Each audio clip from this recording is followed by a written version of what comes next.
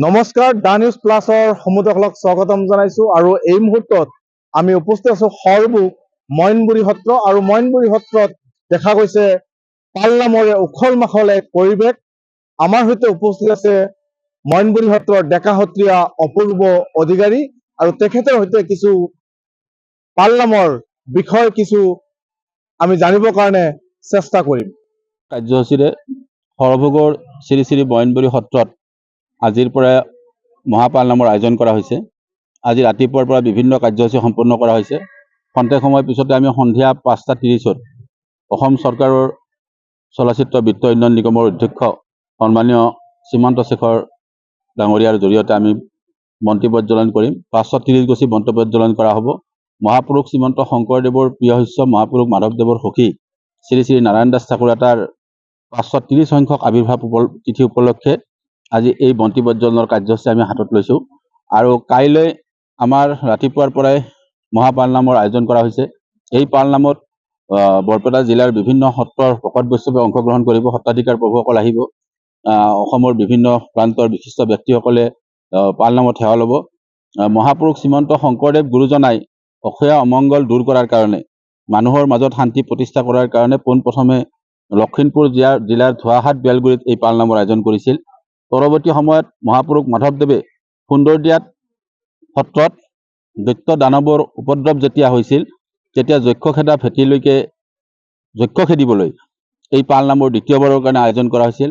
অৰ্থাৎ অসমৰ সমাজ জীৱনত মহাপুৰুষ শ্ৰীমন্ত শংকৰদেৱ মাধৱদেৱৰ এইখন বৰ অসমত অসূয়া অমংগল অন্যায় অনাচাৰ দূৰ কৰাৰ কাৰণে, মানুহৰ মাজত হিংসা বিদ্বেষ ভাৱ নোহোৱা কৰাৰ কাৰণে, মানুহে শান্তিপূৰ্ণভাৱে জীয়াই থকাৰ কাৰণে ভগৱন্তৰ শ্ৰীচৰণত প্ৰাৰ্থনা জনাই সত্ৰ নামঘৰসমূহত এক পৰম্পৰাগতভাৱে 500 বছৰ ধৰি এই পাল নামৰ আয়োজন কৰা হৈ আছে। গতিকে আমিও অনুৰূপ ধৰণে সৰভোগৰ শ্ৰী শ্ৰী মইনবুৰী সত্ৰত আজিৰে পৰা দুদিনীয়া কাৰ্যসূচীৰে আমি এই পাল নামৰ আয়োজন কৰিছোঁ। আৰু কাইলৈ ৰাজ্যখনৰ বিভিন্ন প্ৰান্তৰ পৰা ভকত বৈষ্ণৱসকল অংশগ্ৰহণ কৰিব। এক হৰিধ্বনিৰে মুখৰিত হৈ পৰিব, আয়তীৰ উৰুলি হৰিধ্বনিৰে, আৰু এক দ্বিতীয় বৈকুণ্ঠ ধামত পৰিণত হ'ব। গতিকে আমি আশা কৰিছোঁ সমূহ ভক্তপ্ৰাণ ৰাইজে যাতে কাইলৈৰ এই মহাপাল নামৰ কাৰ্যসূচীত ৰাতিপুৱাৰ পৰা অংশগ্ৰহণ কৰে, তাৰ কাৰণে আমি বিনম্ৰভাৱে সেৱা ধৰিছোঁ।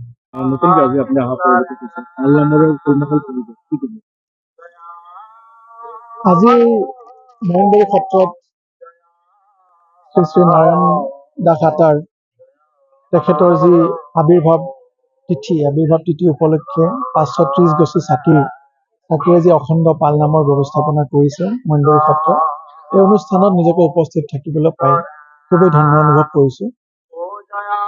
আমাৰ সত্ৰৰ লগত জড়িত সকলোজন গৰিষ্ঠজন তথা মোৰ বন্ধু অপূৰ্ব অধিকাৰীদেৱৰ আমন্ত্ৰণ ক্ৰমে আজি ইয়াত উপস্থিত থাকিবলৈ যি সুযোগ পালোঁ, সেই সুযোগে হয়তো আগন্তুক সময়ত মোৰ ঈশ্বৰৰ যি আশীৰ্বাদে প্ৰদান কৰিলে।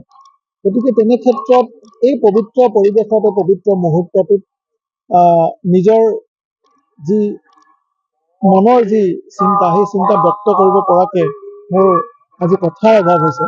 কিন্তু ইমানেই সুন্দৰ পৰিৱেশ আৰু ইমানেই ভক্তিপূৰ্ণ পৰিৱেশ পাইছোঁ, যে পৰিৱেশে মনত এক বিশেষ ধৰণৰ আলোড়নৰ সৃষ্টি কৰিছে। ধন্যবাদ।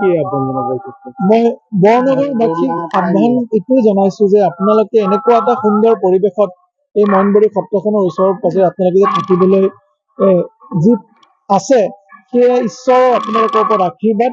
আৰু আপোনালোক যথেষ্টখিনি আজিৰ তাৰিখত সুখী, আৰু আপোনালোক যথেষ্টখিনি ধন্য যে মইনবুৰী সত্ৰৰ ওচৰে পাজৰে আপোনালোকে আছে। আৰু সেই হেতুকে মই আপোনালোকক সকলোৱে মোৰ প্ৰাৰ্থনা জনাইছোঁ আৰু আপোনালোকৰ আশীৰ্বাদ আশা কৰিছোঁ। আজি আপোনাৰ দেউতাই মোৰ দেউতাক মই লৈ আহিছোঁ। আচলতে তেখেতৰ মই ঘৰত সোমাওঁতে মোক সুধিলে ক'ত যাবি তই, মই ক'লোঁ যে মই এনেকুৱা এটা অনুষ্ঠানলৈ যাম, যি অনুষ্ঠানটোত মই থাকিবলৈ পাই খুব সুখী হৈছোঁ। তেখেতে কৈছে মই যাম, মই বিৰাট ভাল পাওঁ, আৰু মই লৈ আহিলোঁ তেখেতক, তেখেতে যথেষ্ট সুখী অনুভৱ কৰিছে। সংগীতৰ লগত গোটেই জীৱনটো জড়িত, আজি ধৰ্মৰ লগত জড়িত, কি ক'ব? এনেকুৱা নহয় যে মই ধৰ্মৰ লগত আজিয়ে জড়িত হৈছোঁ, মই আগে পিছে ধৰ্মৰ লগত জড়িত, কিন্তু আজি এটা বিশেষ মুহূৰ্তৰ মই সাক্ষী হ'বলৈ পাইছোঁ, সেয়া মোৰ কাৰণে খুব ভাল লগা কথা। শ্ৰী শ্ৰী মইনবুৰী সত্ৰত শ্ৰী শ্ৰী নাৰায়ণ দাস ঠাকুৰতাৰ 530 সংখ্যক আৱিৰ্ভাৱ তিথি উপলক্ষে আমি তৃতীয় বাৰ্ষিক পালনাম আয়োজন কৰিবলৈ লৈছোঁ। আজি ৰাতিপুৱা মহা ধামখুমীয়াৰে এই কাৰ্যসূচী কৰিবলৈ লোৱা হৈছে। ইয়াত ৰাতিপুৱা নাম প্ৰসংগ, আপোনাৰ পৰিৱেশ নিকাকৰণ আদিকে কৰি আজি পৰ্যালোচনা বৈঠক এতিয়া ইতিমধ্যে হৈ গ'ল। আৰু ইয়াৰ কিছু সময় পিছতে সন্ধিয়া 5:30 বজাৰ লগে লগে আমাৰ নিমন্ত্ৰিত অতিথিৰ দ্বাৰা 530 গছি বন্তি প্ৰজ্বলনেৰে ঠাকুৰতা পুৰুষগৰাকীক শ্ৰদ্ধা জনোৱা হ'ব। 530 গছি বন্তি প্ৰজ্বলন কৰি আই মাতৃৰ ভকত বৈষ্ণৱ সদাশয় ব্যক্তিয়ে এই কাৰ্যসূচীত অংশগ্ৰহণ কৰিব। আজিৰ এই কাৰ্যসূচীত যিসকল ভক্তপ্ৰাণ ৰাইজ ৰাতিপুৱাৰ পৰা অহৰ্নিশে থাকি আমাক এই কাৰ্যসূচী সফল কৰাত সহযোগ কৰিছে, তেওঁলোকক আমি মইনবৰী সত্ৰ পৰিচালনা সমিতিৰ তৰফৰ পৰা আন্তৰিক ধন্যবাদ আৰু কৃতজ্ঞতা জ্ঞাপন কৰিছোঁ। আশা ৰাখিছোঁ অহাকালি অনুষ্ঠিত হ'বলগীয়া মহাপালনাম ভাগত ৰাতিপুৱা 8 বজাৰ পৰা ভক্তপ্ৰাণ ৰাইজে, বৰ্ণগৰীয়া ৰাইজে, অসমৰ বিভিন্ন প্ৰান্তৰ আমন্ত্ৰিত ৰাইজে উপস্থিত থাকি এই অনুষ্ঠান ভাগ মহা আড়ম্বৰে সমাপন কৰাৰ ক্ষেত্ৰত আমাৰ পৰিচালনা সমিতিক আৰু মইনবৰী সত্ৰক সহায় সহযোগ কৰিবলৈ অনুৰোধ জনাইছোঁ। বিশ্ব শান্তি আৰু দেশত শান্তি প্ৰতিষ্ঠা হওক, এই পালনাম ভাগৰ মূল উদ্দেশ্য। আমি আশা ৰাখিম অনাগত দিনত আমি প্ৰতি বছৰে এই পালনাম ভাগ কৰিম। এইবেলি 3য় বৰ্ষ পালনাম সমাপন হ'ব।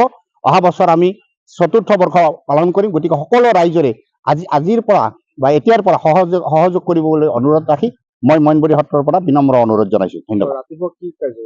ৰাতিপুৱা আপোনাৰ নৈমিত্তিক প্ৰসংগ আছিলে, উষা কীৰ্তন আছিলে, পৰিৱেশ নিকাকৰণ কাৰ্যসূচী আছিলে। 3 বজাত আপোনাৰ ভকত আই বান্ধৱসকলক লৈ পৰ্যালোচনা বৈঠক আছিলে। এতিয়া আমাৰ কাম চলি আছে। কিছু সময় পিছতে আমাৰ বন্তি প্ৰজ্বলন হ'ব 530 গছি। এই বন্তি প্ৰজ্বলন কৰিব আমাৰ অসম চলচ্চিত্ৰ বিত্ত নিগমৰ মহামান্য অধ্যক্ষ শ্ৰীমন্ত শেখৰ ডাঙৰীয়া। তেখেতৰ লগত সহযোগত থাকিব অসম চলচ্চিত্ৰ বিত্ত নিগমৰ মাননীয় উপাধ্যক্ষ ডক্টৰ আলক্ষ বৰুৱাকে আদি কৰি সত্ৰৰ ভকত বৈষ্ণৱ, সত্ৰাধিকাৰ, মইনবৰী সত্ৰৰ সত্ৰাধিকাৰকে আদি কৰি গণ্যমান্য ব্যক্তিসকল। যিকোনো খবৰৰ বাবে যোগাযোগ কৰক 7099017330 লগতে 7099017110 নম্বৰত।